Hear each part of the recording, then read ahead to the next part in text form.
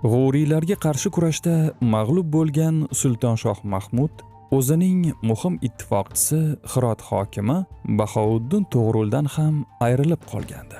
Darhaqiqat, urush paytida Bomiyon qo'shini tomonidan u asirga olindi va uning boshi kesilib, Sulton G'iyosiddin huzuriga olib kelindi. Sulton kesilgan boshni Hirotga yuborishni buyurdi. Bomiyon hokimi shu yo'l bilan obro'-e'tiborga ega bo'ladi va dastali chodir, shamsiya, zontik beriladi va sulton laqabini ham oladi. Keyinroq To'g'rulning boshi Hirotga jo'natiladi. Qo'shinsiz qolgan Sulton Shoh Mahmud yana yordam so'rash uchun Qoraqtoylar huzuriga borishga qaror qildi. Sulton Shoh Mahmud va Sulton G'iyosiddin o'rtasidagi voqealardan xabar topgan Sulton Tekish Xorazmshoh ukasining Qoraqtoylarga qochib ketishining oldini olish uchun darhol chora ko'radi va sharqqa yurish yo'lini to'sib qo'yish uchun Jayxun, Amudaryoga 3000 otliq askar yubordi. Sulton Tekish Jayxunning o'tish joylarida qo'shinlarni qoldirgach, ukasi o'zini o'nglab qayta kuch to'plamasdan oldin uni qo'lga olish uchun ayni vaqtda shiddat bilan janubga qarab harakatlanadi. Sulton Shoh Mahmud aslida Jayxunni kechib o'tishga urindi, ammo muvaffaqiyatga erisha olmagach, akasi Sulton Tekishdan qochib, yana G'o'riylar huzuriga himoya so'rab borishga majbur bo'ldi. Shunday qilib, G'o'riylar sultoni G'iyosiddin G'o'riy kutgan va umid qilgan fursat keldi. Bu holatda Sulton Shoh Mahmuddan endi Sulton Tekishga qarshi foydalanishi mumkin edi. Sulton Shohdan olgan maktubni katta mamnuniyat bilan kutib oldi va darhol Hirot va atrofdagi qal'alar va shaharlarga maktub yozib, Sulton Shoh Mahmudga yaxshi munosabatda bo'lishni, hurmat-ehtirom ko'rsatilishini va uning zaruriy ehtiyojlarini ta'minlashni buyurdi. 1190-yilda Sulton Tekish Sarax qalasini egalladi. Shu zahoti uning devorlarini qulatdi. Feruzkuhga yetib kelgan, Xorazm taxtiga da'vogar bo'lgan Sulton Shoh Mahmud G'o'riylar hukmdorining mehmoni bo'ldi. Uni aziz mehmonday kutib olib, kechirib, yana lutf marhamat ko'rsatdi.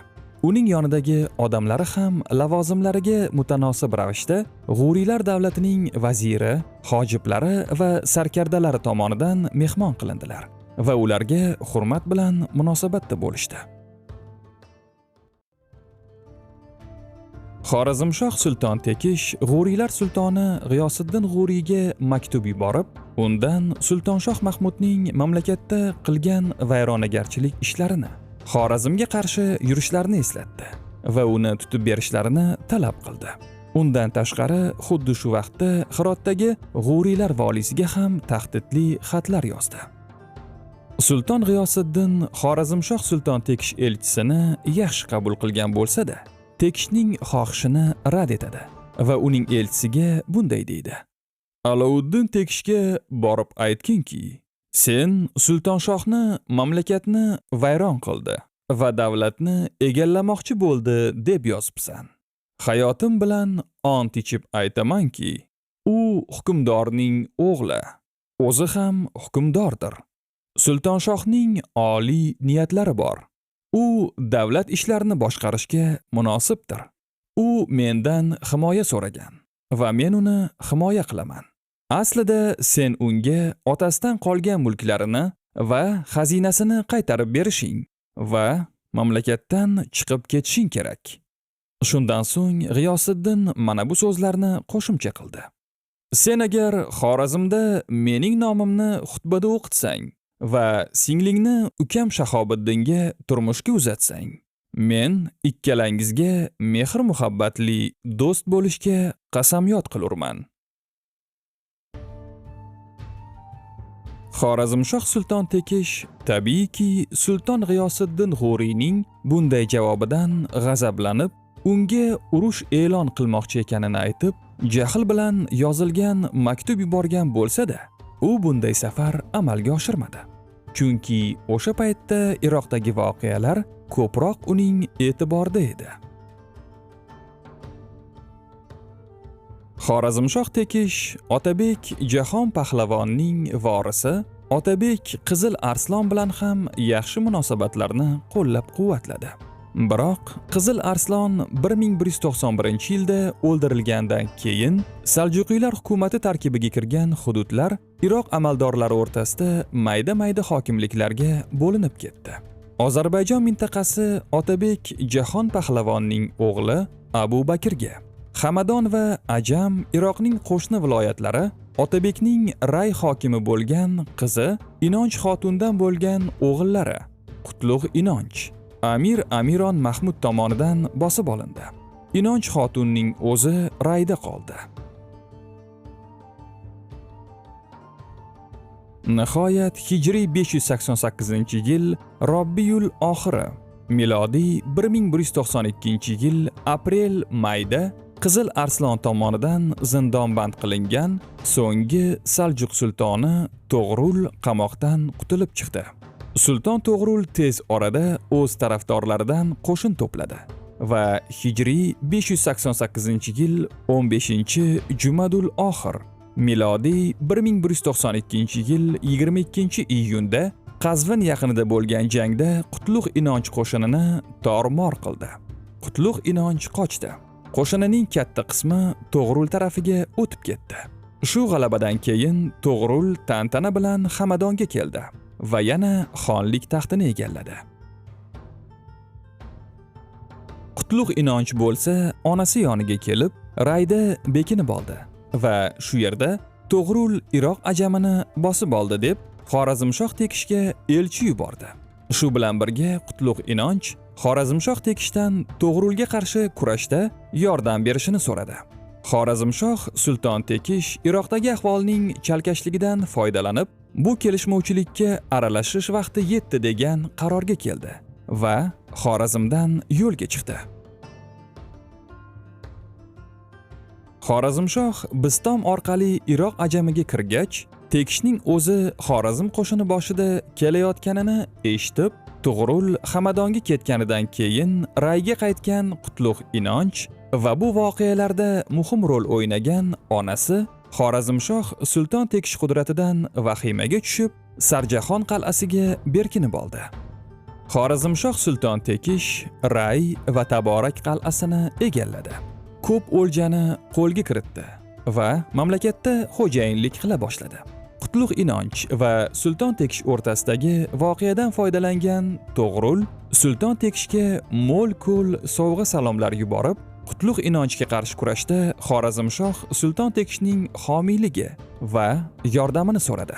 To'g'rul qizini Sulton Tekishning o'g'li Yunusxonga berdi. Iroq Saljuqiylar sultonligida Xorazmshoh nomiga tanga zarb qilish va xutba o'qitishga va'da qildi. Bu Saljuq sultoni Xorazmshohga qaramligini tan olganini bildirar edi.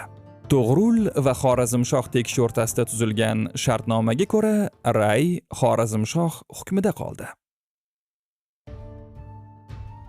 Shu paytda Xorazmshoh Tekishning ukasi Sultonshoh Mahmud qo'shinlari Xorazmga bostirib kelgani haqida xabar olindi. Darhaqiqat, G'uriylar hukmdori yonida turgan Sultonshoh taqdirini yana bir bor sinab ko'rish uchun Xorazmni zabt etishga ketgan edi. Albatta, Sulton G'iyosiddin ham unga dalda bergan, qo'llab-quvvatlaganlardan biri edi. Sulton G'iyosiddin G'uriy jiyani Ali G'oziy va Sijiston hokimi Hojiddin Hasan qo'mondonligida qo'shinlarni qurollantirib, Sultonshoh Mahmudni ikkalasiga bosh qo'mondon qilib Xorazmga jo'natgandi. Ukasi Sultonshoh Mahmud Xorazmga bostirib kirganligi sababli Sulton Tekish bosib olingan yerlardan xiroj yig'ib, Amir Tamg'och boshchiligida Ray va Taborakda Xorazmliklar bo'linmasini qoldirib, shoshilinch ravishda Xorazmga qaytdi.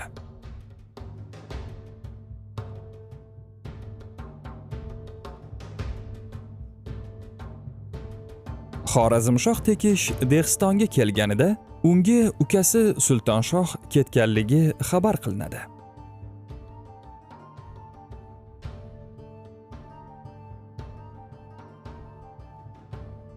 Sulton Tekish Xorazmga yetib keladi va qish mavsumida Bahorda ukasiga qarshi urushga tayyorgarlik ko'radi.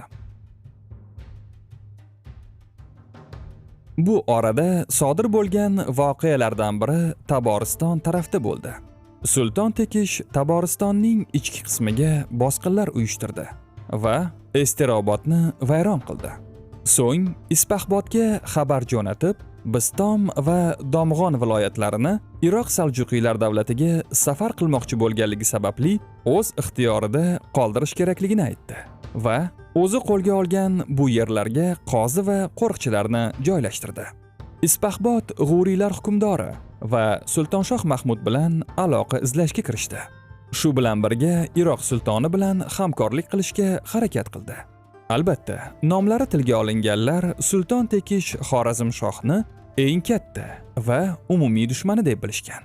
Tuzilgan shartnomaga muvofiq Sulton To'g'rul Bistom va Domg'onni, Sultonshoh Mahmud Nishopurni, Ispaxbod Jurjon va uning atrofini qo'lga kiritar edi va shu tariqa Xorazmshohning Iroq, Taboriston va Xuroson bilan aloqasi uzilardi. Hijriy 589-yilning bahorida, milodiy 1193-yil martda Xorazmshoh Tekish yana Sultonshoh Mahmudga qarshi yurish boshladi. Isyonkor ukasini batamom bo'ysundirishga qaror qildi. Sulton Tekish ukasi Sultonshoh Mahmud ustiga yurish qilishi sababli yuqorida aytib o'tilgan bu ittifoq shu bilan amalga oshmaydi. Xorazmshoh Sulton Tekish qo'shini bilan Obivardga yetganida ikki tomon vakillari, ulamo va din arboblari aka-ukani yana yarashtirishga urindilar. Muzokaralar cho'zilib, vaqt o'taverdi. Shunda Sarax qal'asining mustahfizi, qal'aning harbiy boshlig'i Badriddin Chaqir Xorazmshoh Tekish tomoniga o'tib ketdi.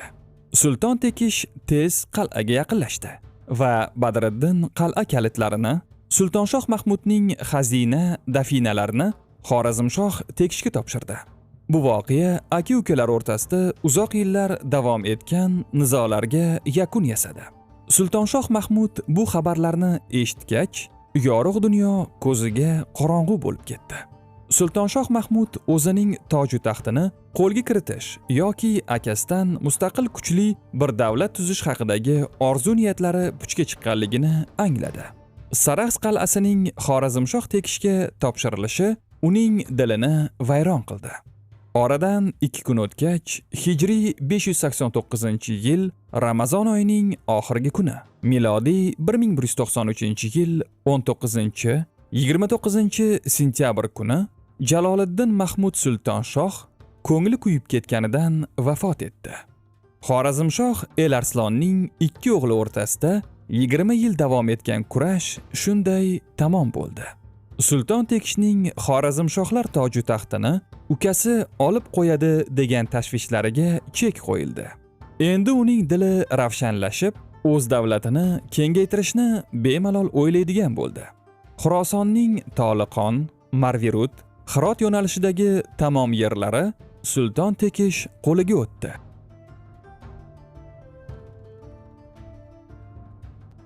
Hijriy 589-yilning Zulhijja oyida, milodiy 1193-yil dekabrda Sulton Tekish Marv va uning atroflarini katta o'g'li Nosiruddin Malikshohning bildirilgan iltimosiga ko'ra unga topshirdi. Nishopurga esa boshqa o'g'li Qutbiddin Muhammadni vali qilib tayinladi.